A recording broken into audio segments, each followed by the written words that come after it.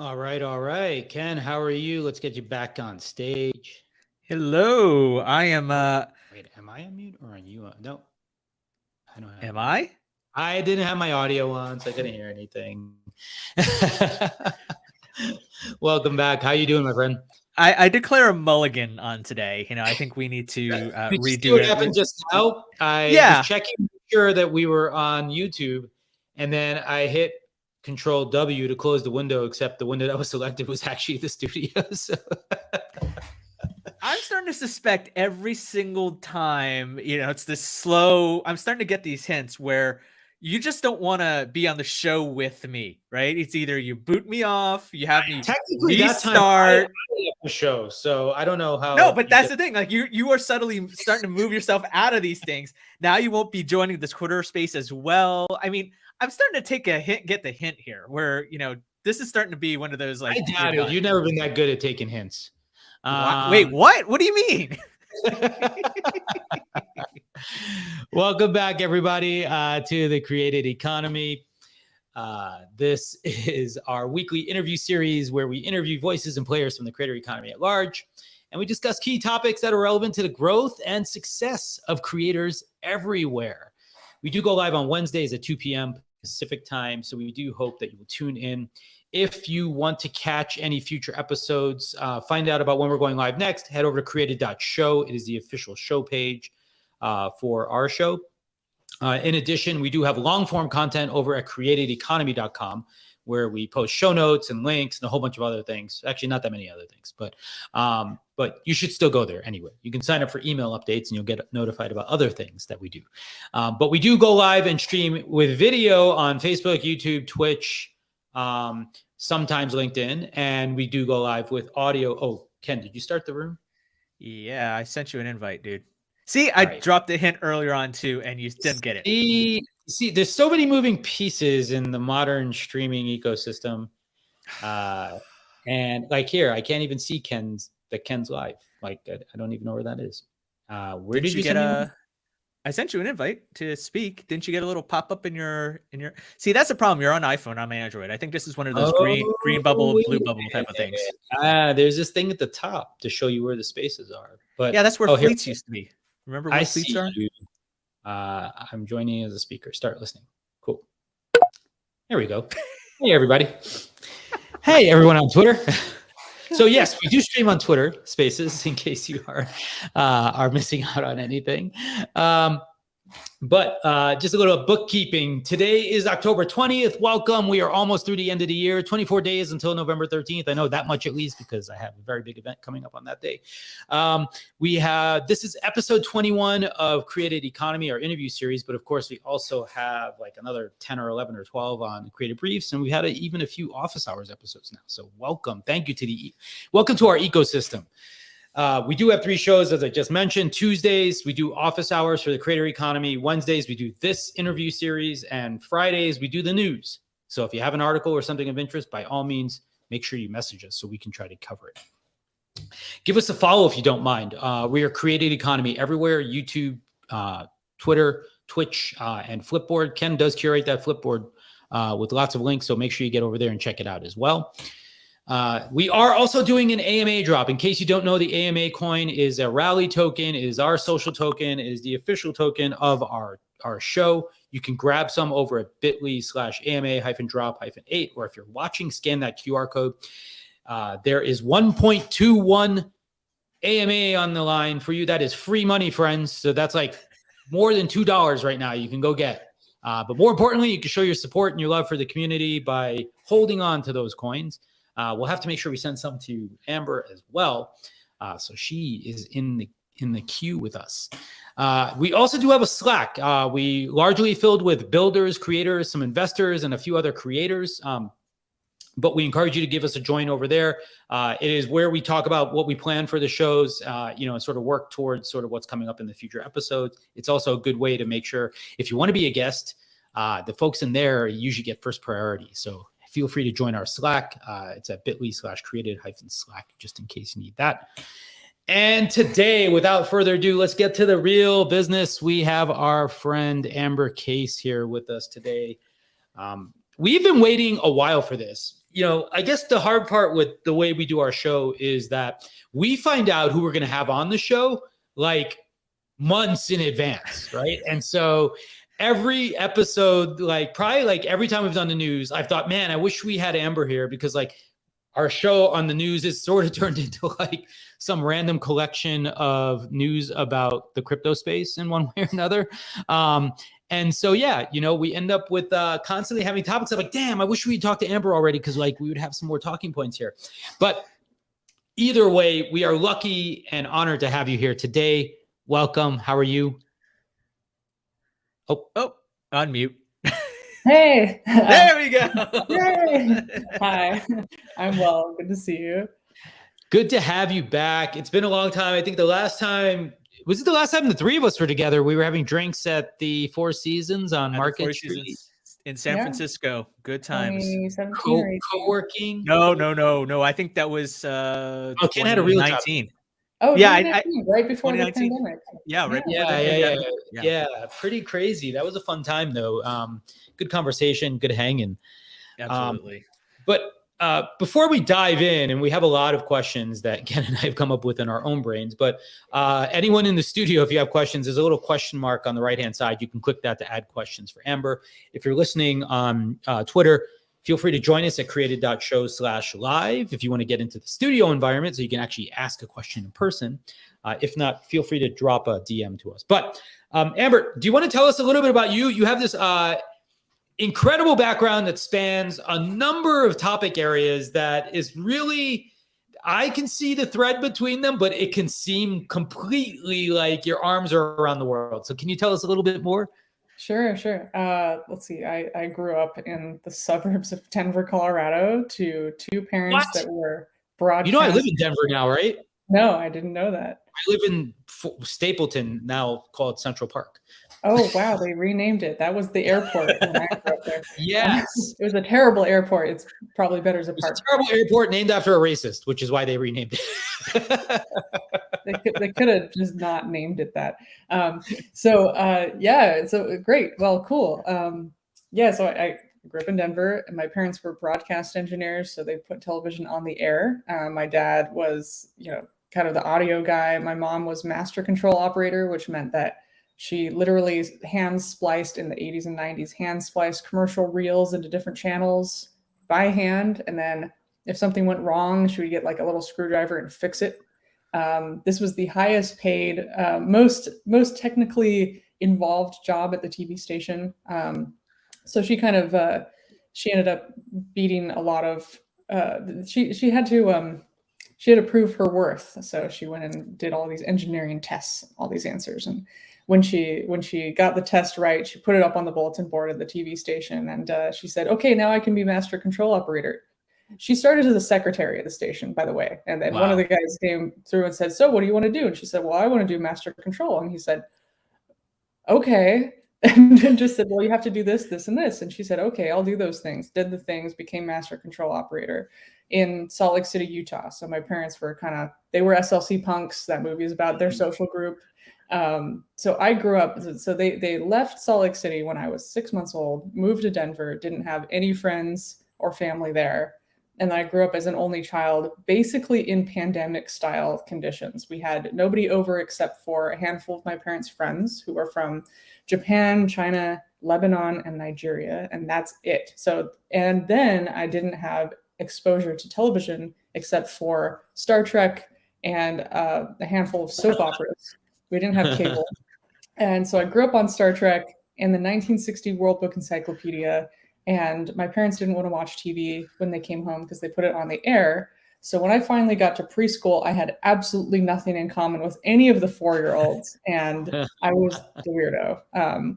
So that pretty much kind of set up my whole life right there. It was, oh, you're going to eventually do anthropology. You're going to eventually look at these kind of distances between technology. I grew up with an Atari computer as if it were the family dog. When it died and did kind of a memory test and memory check, I mourned it like a dying animal. I had a tape recorder that I recorded into instead of doing podcasts because it was the 90s, and when that died and I couldn't fix it anymore because I would fix it, I buried it in the backyard and gave it a funeral.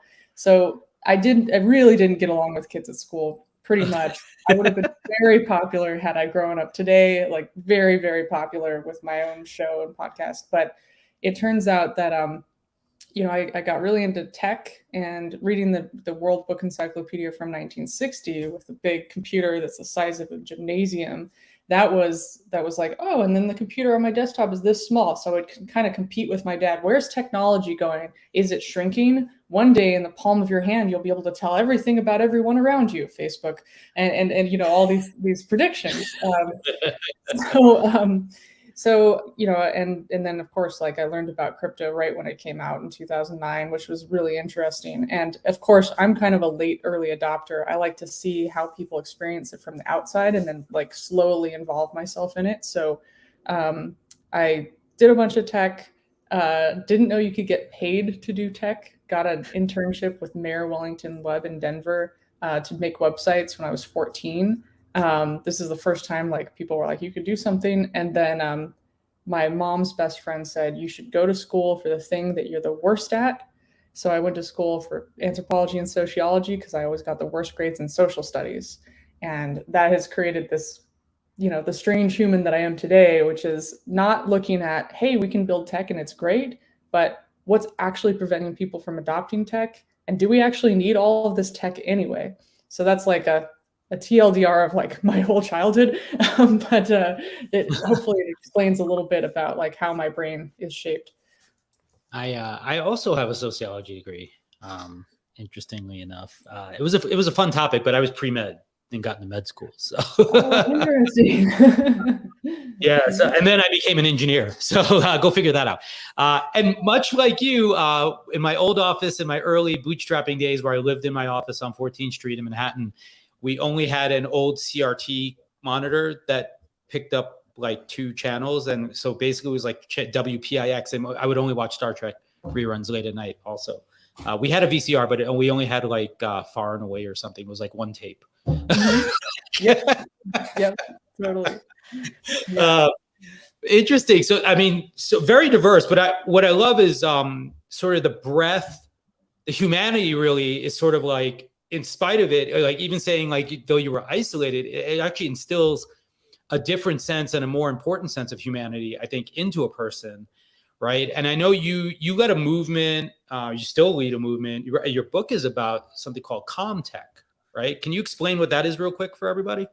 Sure. Yeah. So when I was writing my thesis in college on mobile phones, I was writing my thesis on the iPhone in 2007. The iPhone had just come out. It was a huge deal to me. Nobody else really cared, but I wrote this thesis about how it's going to warp school and work and play and identity and community, and how people will sit there and tap on the screens and how like the interface is liquefied. And I found this kind of a disused set of articles called Calm Technology from Xerox PARC in the 80s and 90s. And they said that, the least amount of technology is the best. And something should work even when it breaks. And it should use the least amount of our attention, that attention will be the scarce resource, not technology. They were from the founders of ubiquitous computing. 2 of them had died. One of them was off hanging out with First Nations tribes and just listening and not publishing. And so I found this and I said, well, the people didn't live to see the ubiquitous computing come out.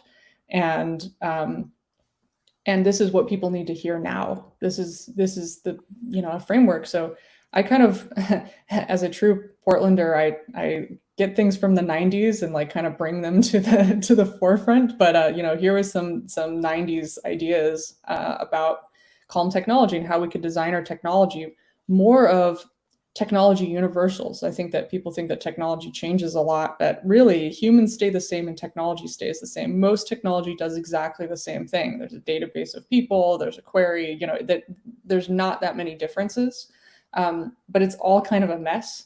And so I waited for someone to talk about calm tech. No one did. Started integrating it into my speeches. They were very low rated speeches because no one wanted to hear in 2013 about notifications and the coming era of notification fatigue and that we get tired of our devices. They're like, no, this is great. And so I had to give these talks about calm technology on ears that didn't want to hear them, and until I could, until the kind of climate matched up. And then and I wrote a book on it, and the book has taken me around the world. Windows 11 is based on Calm Tech. That's what they wrote in the latest post. Google used the guidelines for their wellness framework, I learned. They hired an agency to adopt the book into these wellness guidelines. There's a company in Japan called Mui that is they've created an entire startup based on Calm Tech that's like reuniting traditional woodworkers and high-tech workers so that they can live in the same place their parents are retiring. It's been really interesting. And mostly I'm just trying to usher it into the next generation. Like I'm just the caretaker, and hopefully somebody else will take care of the ideology after me. But I see it as like a multi-generational way of looking at technology, that there's technology, there's media, and if your tools are made poorly, they turn against you. And for the longest time, we evolved alongside our tools. And now many people are using tools that are built by a few people, and there are some issues with that. That's partially why things are such a mess. So I think this all kind of probably leads into Web3 because we're seeing very similar things happen in that space. So yeah. I'm curious though, like Amber, the fact that you're in that anthropological type of field is absolutely fascinating, because as we talk to a lot of entrepreneurs, they're approaching these issues in terms of building their startups with a mission, right? They're like it's not, yours is coming from a side of curiosity, as opposed to, I have this mission, I have this problem, I want to solve this, and therefore I do this, and then, oh, what else can this be evolved to do this and this and this? You are reversing that process in from based on everything that you've done in the past. Like, okay, let me look at what's happening in technology and find out why are people so stressed and so anxious. And okay, now we get back to Calm Tech. And you're not the only one that's doing this. There's a lot of these. We know a bunch of friends and peers who are out there protesting what technology such as Facebook and Google and Apple are doing to our mental health and the way of life. But I'm curious, in terms of that anthropological mindset, how you have, how that has guided you throughout your career, in terms of like going to working on a startup in mapping, right? And selling that to Esri, right? And it's like that was an amazing project, to working with Mozilla, and now to Unlock Protocol and everything else in between. Because most people might try and wedge you into one particular thing, like, oh, you're only about Calm Tech. That's it. You talk about mapping. Wait, that's a narrative violation, right? What's going on? But your curiosity apparently knows no bounds. So I'm kind of fascinated to kind of see how this led you to where you are today. And let me just ask one little tweak on that, because to me, curiosity is obviously a part of it. I feel almost like it's like you're approaching it from a consequence point of view, right? Like, because it feels like you're working, and to Ken's point, it feels like to some degree you work backwards from what the outcome is of a thing back to a place, right? And then try to find these first sort of ideas, principles that exist there to see how to leverage them, or sort of improve them, I guess, right? So, sorry, I just wanted to. I think both you're right. Yeah, Greg, it's almost like that. Who are those insurance people that kind of like help you to mitigate risk or whatever? I don't know what actuaries. Yeah, it's like you're an actuary for technology, right? And I don't mean that, and I don't mean that in a negative way. Yeah. But what people are pissed about is that technology companies operate without consequence, right? Like we just do shit and we don't care what happens, right? Like or what it does, or we don't. All these unintended consequences were totally foreseeable. So then you look at Web3, and it's like, is Web3 the part where we kind of realize, okay, Web2 was Web 1 was okay, great, we kind of had the foundation. Web 2 was like, okay, here's interactivity. It's starting to become when did we walk into this dumpster fire? Web 3, all right, let's blow it all up and let's fix things. Like, can we let's talk all about that? Yeah, sure. Yeah, so there are a series of mental tricks that I use that are really straightforward. One is you just invert whatever axis, you just plot something on an axis and just invert it in order to see something. So let's say, so PetNet, for instance, PetNet was like, never worry about feeding your pets again. We have an automated pet feeder. You plug it in, you're set, all done. Well, of course, they had it. They had the pets get fed through a scheduling system that was managed by a remote server.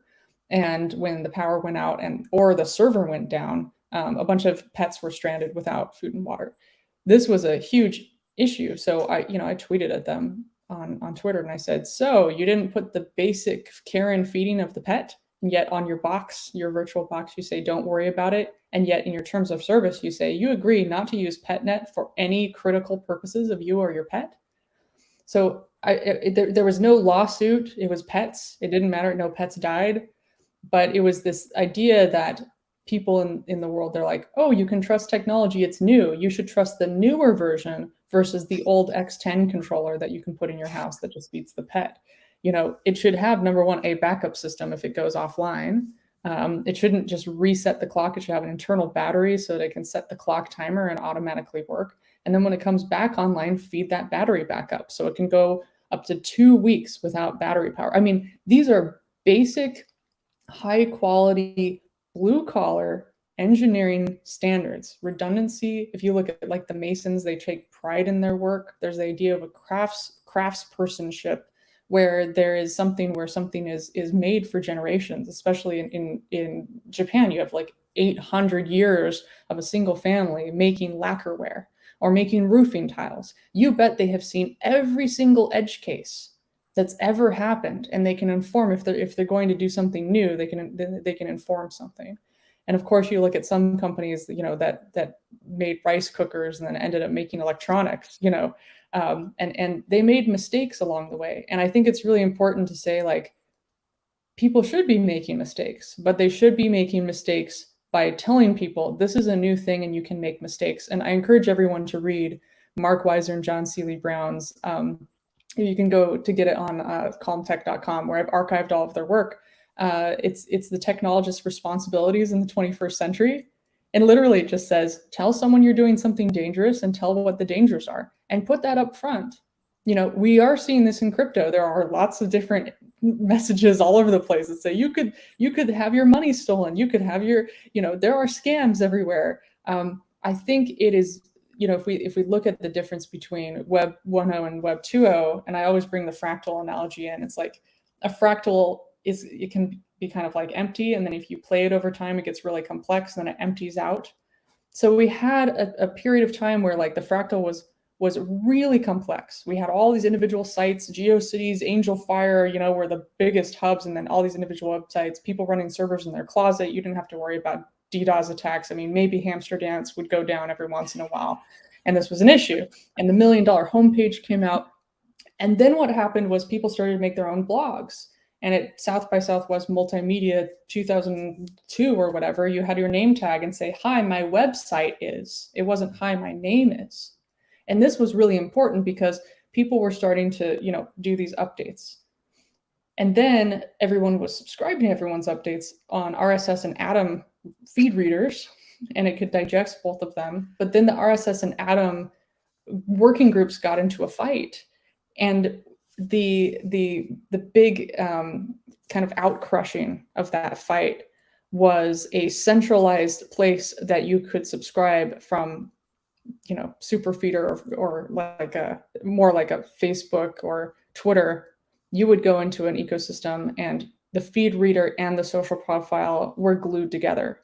And that's what created the kind of Web 2.0, that no longer would you build your own stuff. And so we lost the ability to build our own stuff. Now you have to have several thousand people to build a subscription service for the template itself that you have on Facebook and Twitter. With Web 3, we're seeing people take that back with ENS and Handshake, all these like decentralized names, and try to get that back. And what we're going to see is, the biggest thing of change, to joke about NFTs. NFTs are like the toy that gets everyone to get a web wallet and get some Ethereum. But what they're really doing is your identity will be stored in that web wallet in the future. Your identity will be tokenized. People, photographers are trying to put their NFTs online, and they don't understand that NFT collections are not a series of pictures that you buy. It's a series of memberships. And that if there's 10,000 of them, you purchasing them allows that tokenized membership where you can log in as the NFT holder. That's authentication.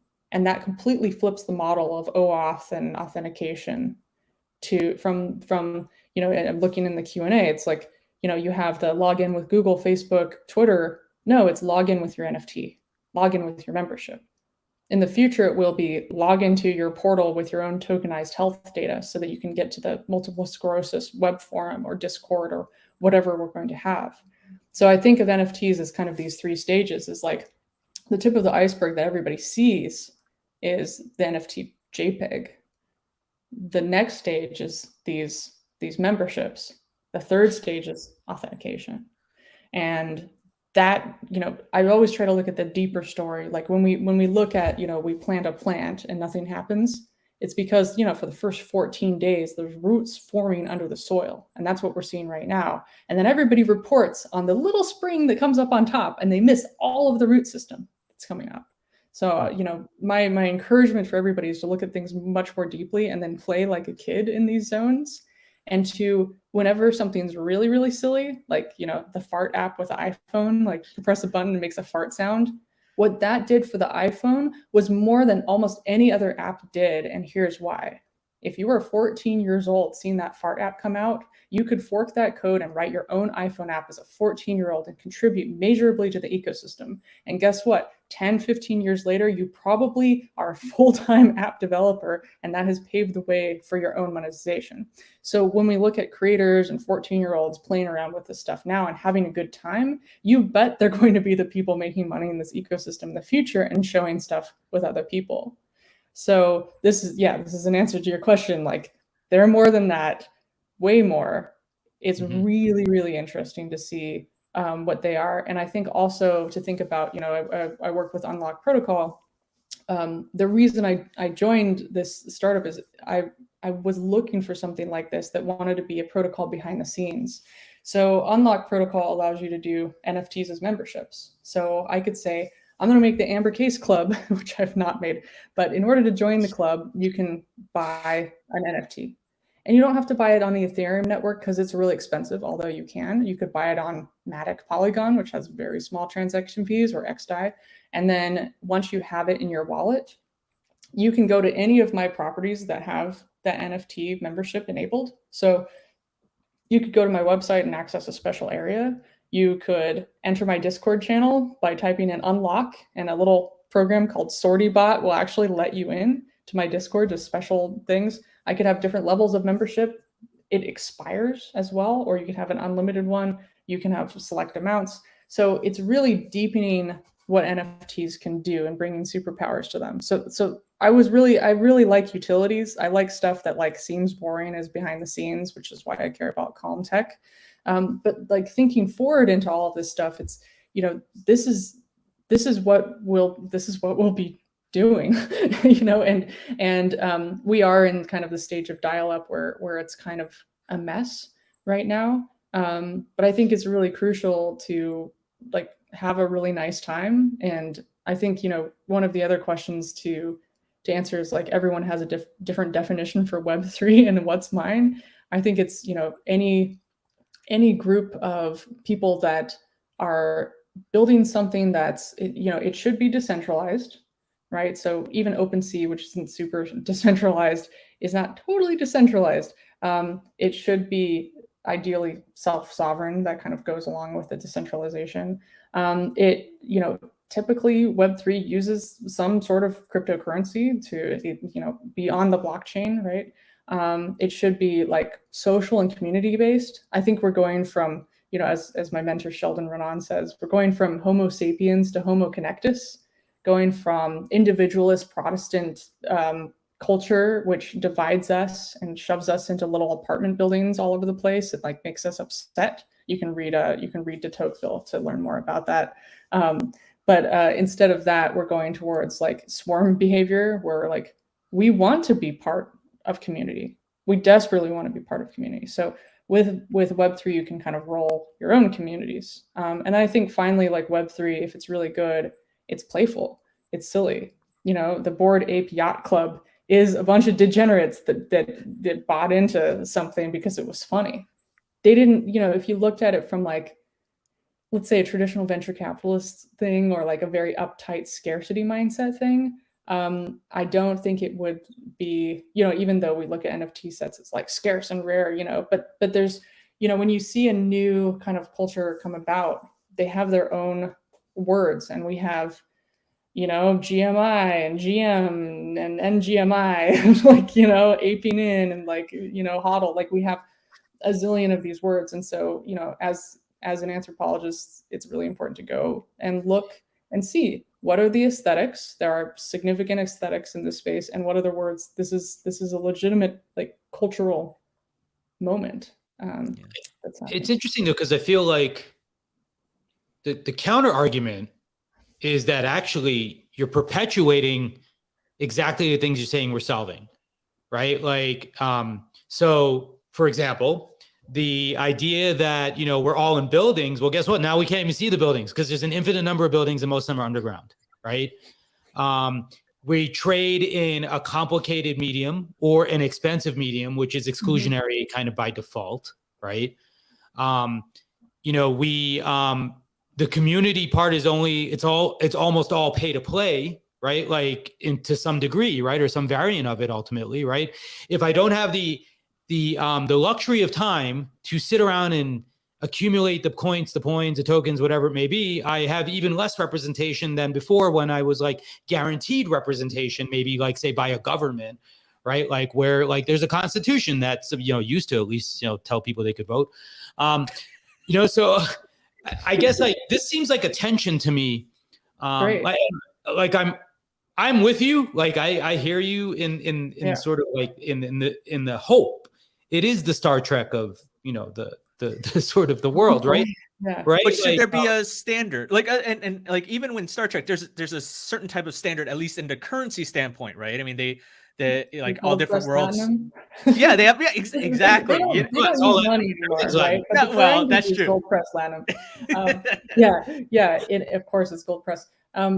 Yeah. So to you know, to your point, like this is why, you know, with the Mozilla Fellowship that that I'm doing this year, is my focus is on all of the different creators and all the different groups that are making this more accessible. So, for instance, like this wouldn't have necessarily been accessible to me because it, you know, there's so many kind of hoops that you jump through. But then you look at, and I would encourage you to look at efforts like Grant for the Web.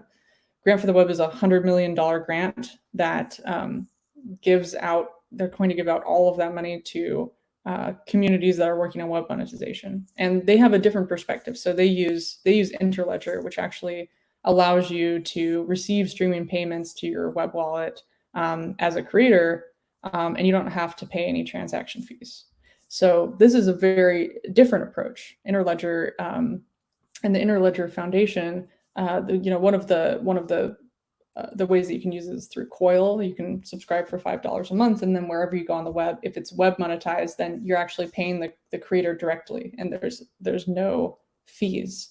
So this is a new kind of protocol. I think we can kind of go back to the fundamental problem that all of the things that we're seeing on the web are trying to solve right now, and the problem comes from the beginning of the web, which was you have the 404 not found.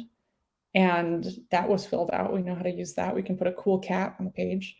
But 402 is a lesser known error code. And 402 says payment required. 402 payment required in the original text when the web came out said reserved for future use, which means that was never made. That protocol for payment online was never made. And that's why we have PayPal and eBay and like a zillion other payment methods. So until kind of blockchain crypto came out, it wasn't really possible to make a payment protocol for the web at that level. And of course, when you try to make a standard, unless you're making MIDI, which is the only one to really come through, thanks to a group of enthusiastic Japanese people, you cannot have, you can't just like say, let's make a new standard, because you'll end up having 15 standards instead of, the 14 that you started with. So it's really important to kind of look at, like, people are trying to solve this problem in different ways. None of them are solving it completely. Each one is hard to use in its own way. But what Grant for the Web and that section of this kind of Web3 ecology is doing is they're giving money to places like Artist Rescue Trust, where they delivered lots and lots of money to artists during the pandemic. And all you had to do to accept the money was like fill out a profile and then watch a video on how to add a very tiny line of code to your website so that you could be like discoverable and get paid. And then they would give you money as well. So it was a lot more interesting of, I don't think, this is a hard thing to learn as an individual. I'll say that, like, I got a much deeper understanding of this by hanging out in Clubhouse, hanging out in like lots of different groups. Like when I grew up, one of my best friends was from Nigeria. So when I go on Clubhouse, there's always like Nigerian groups. And so I'm able to like go in there and like, first off, kind of feel more at home, but also like the way that different people digest information and provide it to the community is really important. So I think with this, it's like, it is hard to get into this. And I think people should, but I also think it's a group effort. And I think that, some of the community, especially like what I've seen in Portland, Oregon, and some of the little Ethereum conferences, like if you go in with an open mind, and you don't say like, I don't belong, and you go there to have fun and meet, people are super kind. People are lovely and warm and nice, especially you can get involved with a decentralized autonomous organization. It's not one of these gatekeepy things. In fact, if you go and ask one of your friends, hey, can you help me set up a web wallet and get into crypto, or like help me integrate web monetization, they'll be like, yeah, and they'll sit down with you and they'll help you out. So I think it's Everything a difference. Starts nice though, right?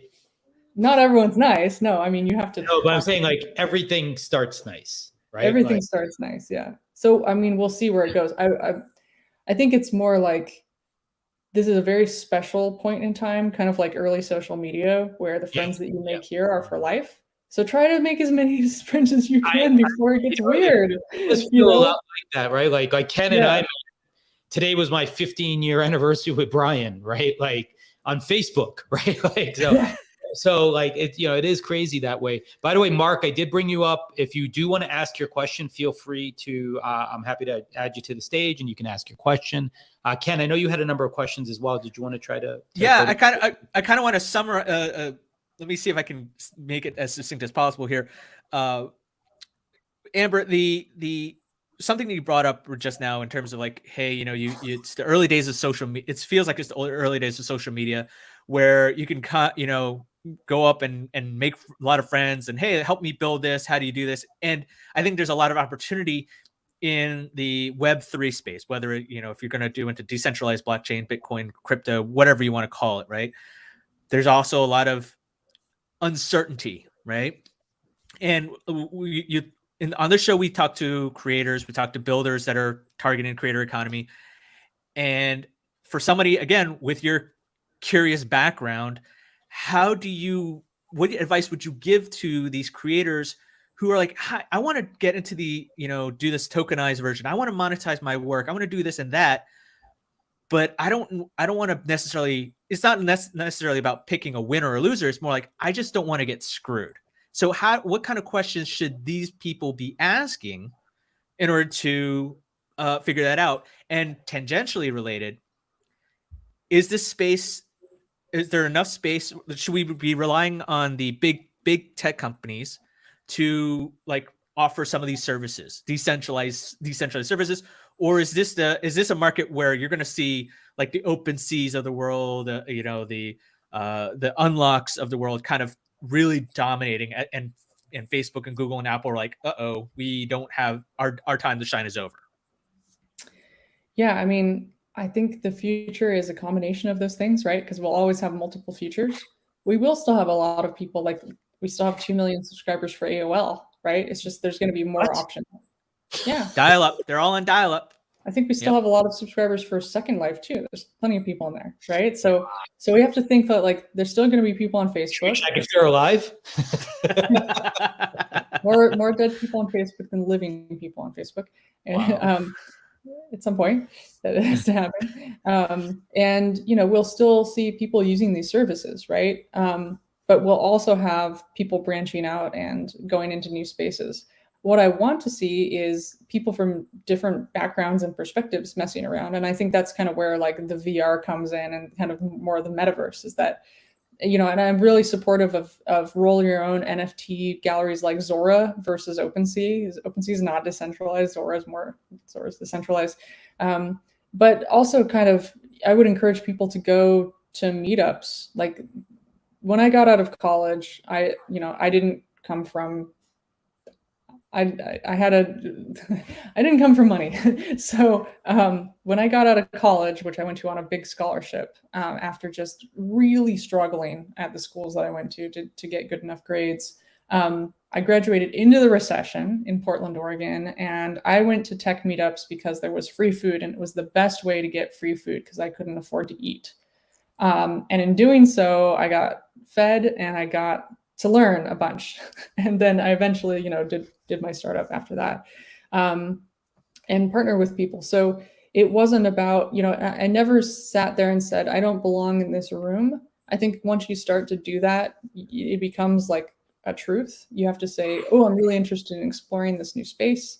I can be a fly on the wall for a while.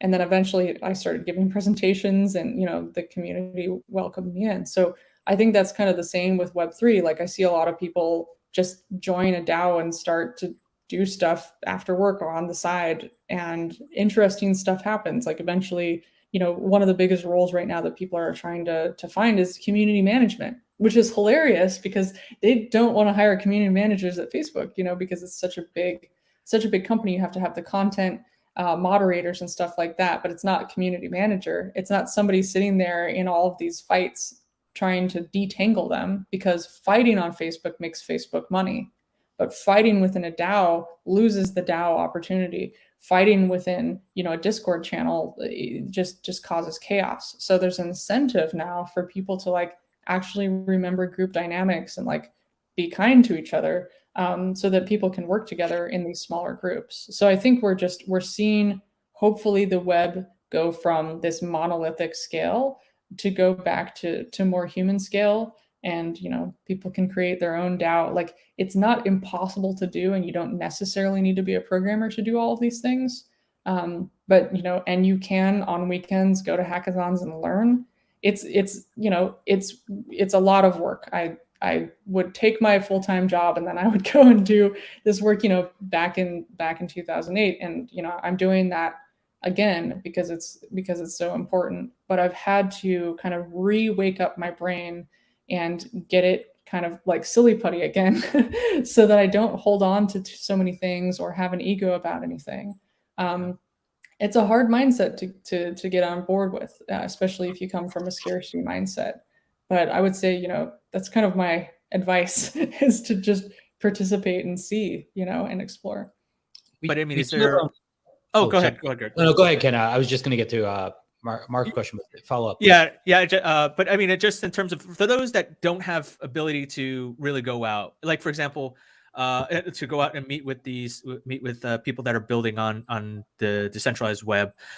Like for example, for this show, like if we were thinking, oh, how do we do our own token, or how do we monetize the show from a decentralized? There's so many services out there. I mean, it's not surprising. I mean, it's very similar to like, oh, if we want to incorporate some messaging services, what would we do? We would use like, oh, ping us on WhatsApp, ping us on X, Y, and Z, right? But if you're like, okay, we want to really own this experience with our audience, I don't know where to start. So that's the wrong word. At these services? Okay, that's a great question. Two answers for you. Sharing, yeah. Superhigh.com, SUPERHI for superhighway, not super high stoner, but superhigh.com has a new crypto course. and it's really good. That's like I did a design and UX and programming refresher with them, and it's semi-affordable, but it takes you through the entire way to do that on your own. And the second one is, if you wanted to do more with decentralized NFTs and communities, you could make a token, or you could make an NFT with Unlock Protocol and allow it to allow people to into your community. I've also talked, with Jeremiah Oyang about, hey, Rally needs to decentralize so that you imagine if you had a certain amount of Rally tokens, being able to access somebody's Discord channel. These are really important things that you should be able to do, because then, your community can support you. But if Rally goes away, or like the centralized nature of that goes away, you can still access your community. And I think that's kind of like that decentralized Patreon type idea. But the super high course is really, really good, because anybody with any level of expertise, age 14 and up, after taking that course, you can create your own NFT showcase, you can create your own social token, and you can allow people into your site with that social token. So it says intermediate here on this class. I don't think that's me. Are you 14 to 16? Because this may be a little advanced for you. So no. I think I'm gonna have to stick to LinkedIn Learning and dumb it down for that way. So we'll just post it on LinkedIn, and then it'll be accessible. Let's go to Mark's question, because I think it's kind of related to this decentralized sort of I think you kind of touched on it a little bit before, Amber, but I'll jump to the part where he speaks to Unlock in particular. Yeah. He says, to the extent that Unlock Protocol is an access control layer for the web, how might it lay the groundwork for a decentralized single sign-on system that gives me access, security, and privacy all at the same time? Yeah, great question. I think, I was talking with one of the founders of Mintgate, who's the other token gating provider in the ecosystem. There's only two right now that do what we do, and we're partner with each other, thankfully. So, but we were talking about, if it's not us that's in this ecosystem, we're the pioneers paving the way. At some point down the road, in a couple of years, someone will make the next version of it, right? Like, we could be, Angel Fire or whatever, or not DuckDuckGo, sorry, like Ask Jeeves or Lycos or something like that. And that, we're both talking about is like, is it okay to be, the Yahoo or the Lycos or whatever in this ecosystem? We're like, yeah, like, we just need to get started to show people it's possible, and then people can make the next thing. So either it's Unlock, allowing you to have tokenized data and able to log into other systems with that data, and you own your data. Like, I could have a tokenized proof of ownership of my house and log into Redfin with that, and then have all of the records associated with that over time, so that when I go to apply for insurance, I log in with the tokenized record of my house, and the insurance policy is mapped out really well. Now, how do I audit that? Well, that's interesting. And like, how do I change that? Well, you have to have an addendum, right? That you can do that, and instead of having it in this whole dislocated zone. So I think it's possible at some point that could be what the future is. Whether it's Unlock or not, we don't know. But somebody's going to do it, and I'm hoping a handful of people will, and that will be the norm of logging on instead of like. Can you explain though how Unlock works? So I know it's called the Unlock Protocol. Mm-hmm. So to some extent, it's sort of like you're offering like a hosted version of something that anyone could use, though, right? Yeah. So basically, you go to the Unlock Protocol website and you click on the app, and it allows you to build a lock. And when you build your lock, you can say, this is my NFT lock. This is how long it lasts. This is how much it costs. This is what network it's on. This is, how many people can use it. And then when you hit create, you mint it. And then, or you like set it up and then you can put it on your own website, or you can create your own checkout on your website. And so let's say Unlock Protocol like goes down or goes away or loses all of its funding. No matter what, your lock and key will still work with MetaMask. So then let's say somebody goes to my website and it says, here's the Unlock Protocol checkout. That's all hosted on my website. And then somebody can click through and they can collect the NFT, and then they can have access to my content or whatever. That's the direct integration that we want people to do. We also have a grant program where more people can do direct integrations with all sorts of different services. We have someone working on a really good WordPress plugin right now, for instance. However, if you want to do it in the less decentralized way, Unlock can host that checkout page for you. You can generate it as a URL, and actually you can edit that URL. And just by editing the URL, you can have it show different stuff. So just URL editor, add different things onto that string. It can be really long and you can shorten it. But when somebody uses that, it will generate a checkout page for them that they can then pass through to get content. And our partner MintGate allows you to just tokenize links really easily. So let's say I want to have a token gated access to a Dropbox link. You could have it go through that. So that's how it works right now at the integration level, and then at the kind of centralized level. Interesting. So, I mean, look, to some extent, I understand the transitionary period between sort of like the way people are used to things to where it can be.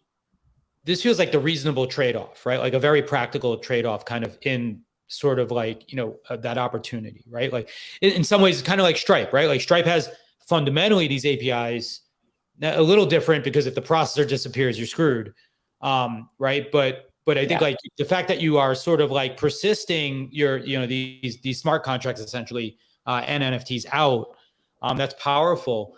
And yes, like if folks need an intermediary or they don't have the same lasting needs for things that maybe exist, like in having a WordPress or some of these other things, this is a powerful concept, I think, for sure. I actually had a question, just to go back, if you don't mind, real quick, to something you sort of mentioned about memberships, right? And you use that word in a way that I understand sort of like syntactically, but not practically, right? And so I was curious if you could distinguish, like, in my mind, I look at it like one NFT use case is like, here's a proof of purchase. It's a receipt that you did something, that there's Pope, like, oh, you were here, right? Or there's like, hey, you bought this, and this essentially having the thing is the receipt that you bought it, right? You use the idea of it as a membership, and which I like the idea of, but I view them almost like explicit versus implicit use cases, right? Like that photographer selling that piece of art may implicitly be selling sort of a receipt, but like unless they actually manifest the membership part, right? Like then it's still just a receipt of purchase. I'm just curious, like your thoughts in that arena and just how they may go. Yeah, I think an explicit membership is like, let's say like I don't know, Netflix, right? Like I'm a Netflix member and I'm joining and I get these benefits. An implicit joining is more of like the Bored Ape Yacht Club. I am buying this thing because it's cool, but I'm actually implicitly joining this, 5,000 or so minted community. And I think that's kind of the difference between the two, is that sometimes, or let's say I buy a pair of Nike shoes.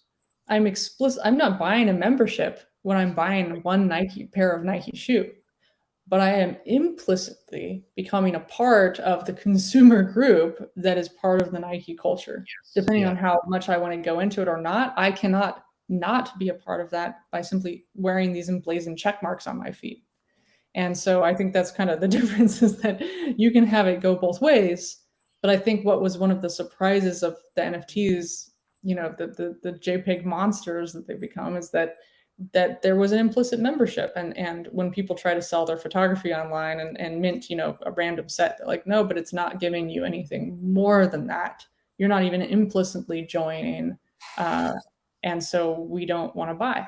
And I think that's, and I think also, to one of the points you said before about like this being really expensive for people to join right now, it's because people's participation in the ecosystem is funding the development versus, there's some venture capitalists, but various people with money doing the transaction fees are actually creating the system.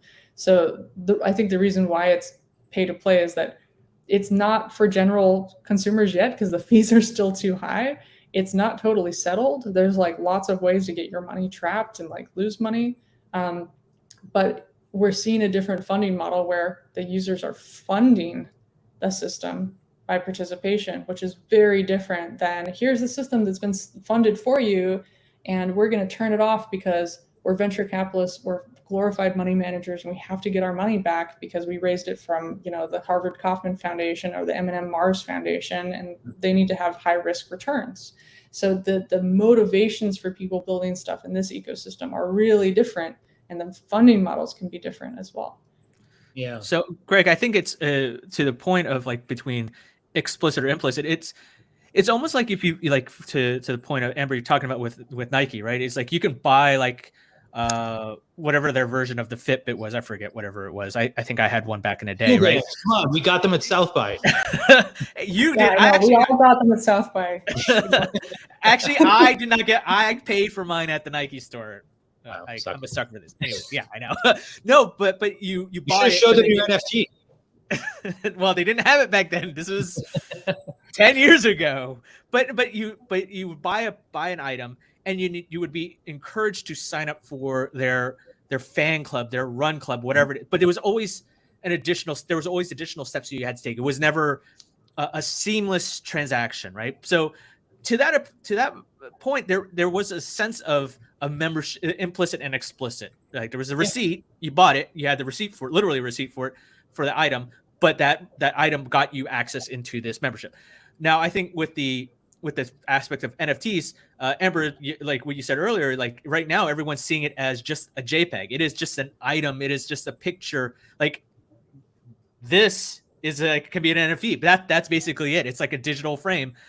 But what I think, to your point of what you're saying in the future, it's almost like it's a secret decoder ring, right? And it unlocks a lot of stuff. It's your new vault that gains you access into that. So you are, even without you actually wanting it or not, you could potentially be gaining access to a subscription or a membership type of club, and an exclusive club, so to speak, of additional benefits depending on how well that creator is supported. So like for example, we could do like, for example, I don't know, like if a band, an artist wants to say, hey, I'm putting out an NFT for of my album, right? You can buy, X number, you buy that, you're gaining the receipt for it. You're getting a collectible, but that could get you access to future merchandise that's available for only select groups. And it's almost like you go to like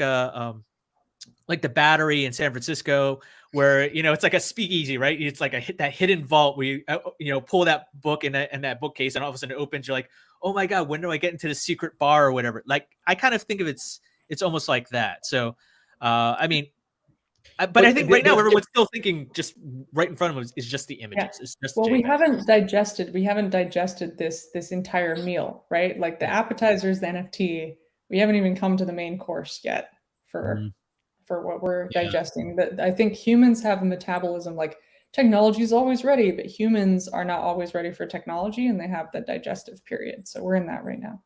Yeah. Well, I think there's also a powerful thing, and like a lot of people challenge kind of like the tenets of sort of, why does it need to be decentralized in some of these pieces, right? One of the benefits, for example, though, right, is that anyone can reward you for that membership, or anyone can leverage that data to create new things, right? Like, which is super powerful, right? Because previously, if you had a bunch of Nike points and Adidas wanted to sort of like win you, they would have to find some way to like, figure out who you are, figure out how many points you had, build some kind of bridge or hack to like try to convert them. But now it's like, I see you got these Nike points. I want to give you Adidas stuff though, right? Like you've got it. I can give it to you. Yeah, because it's flipped, right? So everything that we knew is flipped, because right now you compete for somebody's favor, right? Like you make a cool video and you're an influencer on YouTube or TikTok or whatever, and then you maybe get like a promo. But then it becomes like a system where like people are competing for your data. People are competing for your favor, right? So if I have the Nike NFT and then Adidas is like, all Nike NFT owners are now airdropped this thing. And It's Right. like this war of people giving you stuff, and hopefully forcing people into good behavior, instead of bad behavior. And the other thing is that if it's decentralized, people in these communities, especially DAOs, they can buy NFL leagues, right? Like these decentralized autonomous organizations can pool together resources and then make changes, right? Like from silly one, like we saw, like the Szechuan sauce, the Mulan Szechuan sauce with Rick and Morty, right? That's an example almost of a DAO, right? It didn't have money, but they got it. They brought it back. We saw Wall Street Bets operating like a DAO, right?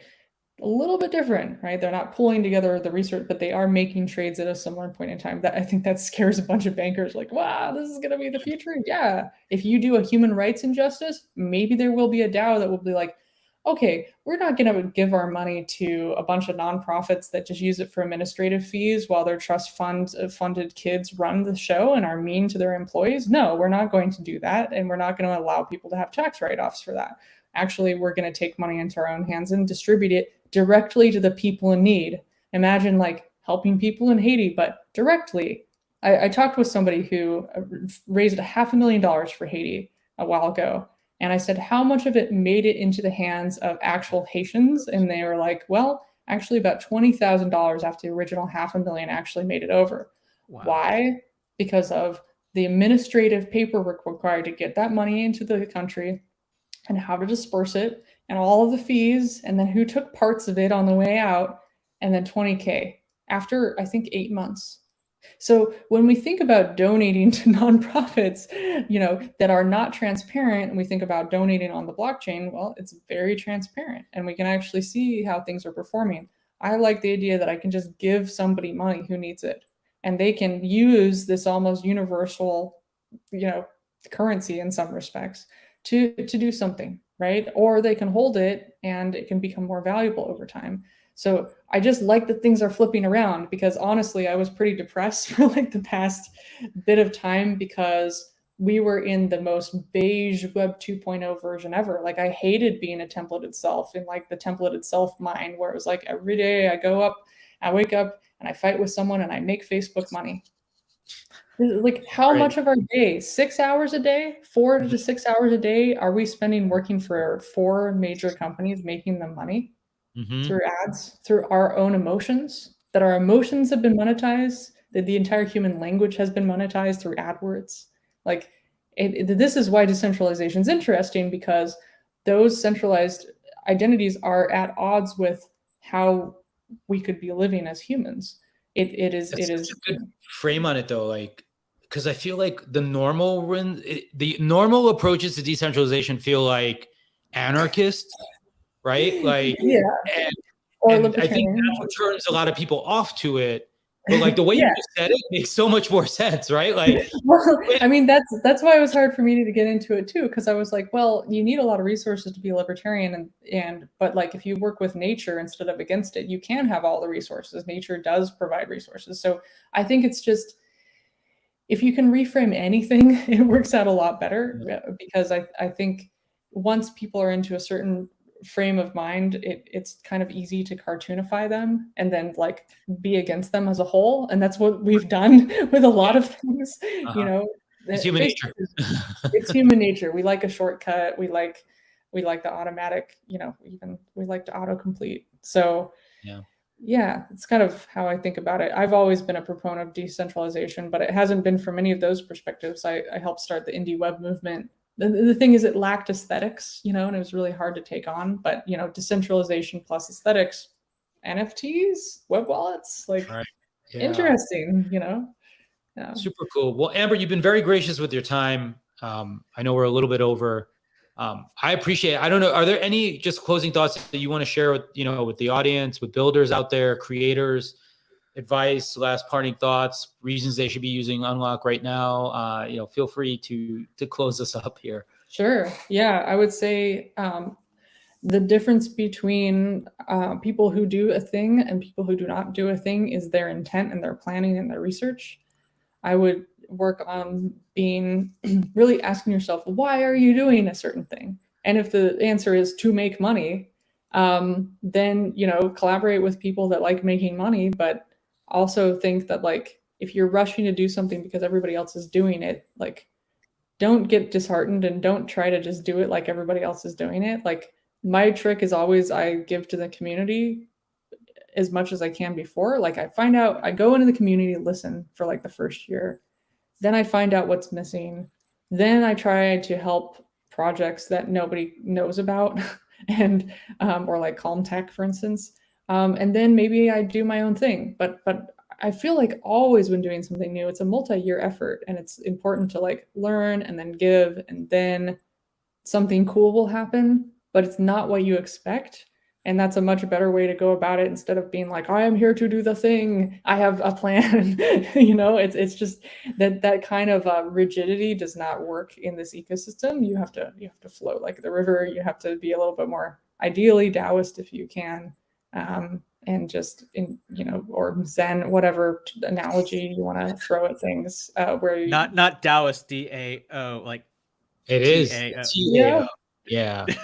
You can Taoist. I'm sure Taoist is going to be a thing also at some point. Yeah. And maybe the thing is work on the thing that you suck at the most. It will give you the most rewards because hybrids work better than a single cell organism. So Awesome. thanks. Cool. Well, I mean, thank you so much for the deep philosophical thoughts. It's great to have that curiosity. It's way better than closing thoughts. They always make you like feel like totally depressed after. So. Like, why is the sky gray? Like, no. Why am I making an NFT drop? It's like, why am I here with Greg? I have no idea, But no, but I appreciate the curiosity and the deep insights into NFTs. It opens up a lot more questions and opportunities, and looking forward to learning more about it. So and if you want to find out more, by the way, about Amber, it's caseorganic.com, right? Yeah, and Case Organic on Twitter. I was just checking out calmtech.com because that's the good one. That's great. And then Unlock what's the URL for Unlock Protocol? I think it's unlock-protocol.com. Yep, unlock-protocol. Unlock-protocol. So I highly encourage everyone to check that out. I've been sending tons of folks to it who have been trying to figure out how to do things. Send them to our Discord. We'll hang out with them and show awesome. Thank you so much, Amber. It's been a pleasure having you. This is the second time I've been behind the scenes, or at least involved with interviewing you in 2 weeks now. So wait for what's next week? Next week I'll find a way to work my way in there somewhere. Yes. Next week is Portland, where I'm giving a talk and also performing. So that sounds awesome. Excellent. All right, everyone. Thank you so much, Amber. We really appreciate it. Bye-bye. See you later. All right. Now, Ken, let's just close up.